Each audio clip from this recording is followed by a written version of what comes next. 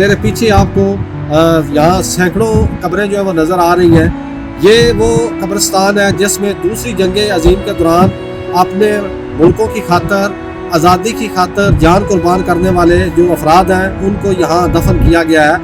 اور اس قبرستان میں ایک بڑی اہم بات ہے، جہاں صرف کرسچین افراد جو ہیں وہ دفن نہیں ہیں، بلکہ یہاں کچھ مسلمان جو ہیں ان کی قبریں جو ہیں وہ بھی موجود ہیں۔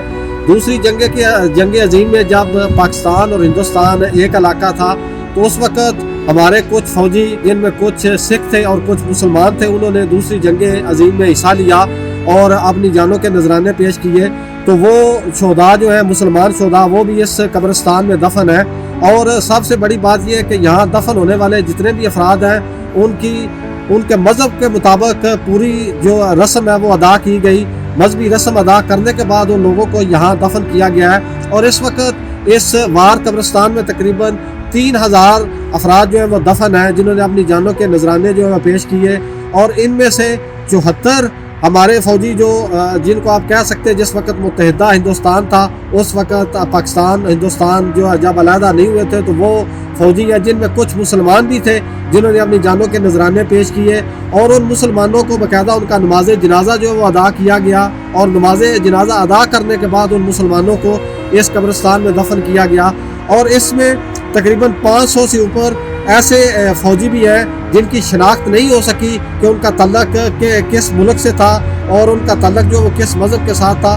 وہ بھی فوجی جو ہیں ان کو بھی یہاں دفن کیا گیا ہے۔ اور تقریباً 3000 فوجی جو ہیں وہ اس وقت یہاں دفن ہیں، جو دوسری جنگ عظیم کے دوران جن فوجیوں نے اپنی جانوں کے نذرانے پیش کیے۔ اور جس طرح پہلے بھی میں نے بتایا ہے کہ ان میں سے 74 ایسے افراد ہیں جن کا تعلق متحدہ ہندوستان سے تھا جب پاکستان اور ہندوستان علیحدہ نہیں تھے، اور اس میں ہمارے کچھ مسلمان بھی جو ہیں وہ بھی یہاں دفن ہیں۔ ان کی بھی یہاں آخری آرام گاہ جو ہے وہ موجود ہے، اور ان مسلمانوں کو باقاعدہ نماز جنازہ ادا کرنے کے بعد جو ہے یہاں دفن کیا گیا۔ اگر اس قبرستان کے بارے میں مزید جائیں تو اس قبرستان کو یونانی حکومت کی طرف سے بہترین انتظامات کیے گئے، انتہائی صفائی کا انتظام جو ہے وہ یہاں کیا گیا ہے، اور مکمل جتنی بھی قبریں ہیں ان پر پھول وغیرہ جو ہے وہ لگائے گئے ہیں، اور انتہائی صفائی اور ستھرائی کے ساتھ جو ہے وہ یہاں کو نظام جو ہے وہ نظر آئے گا۔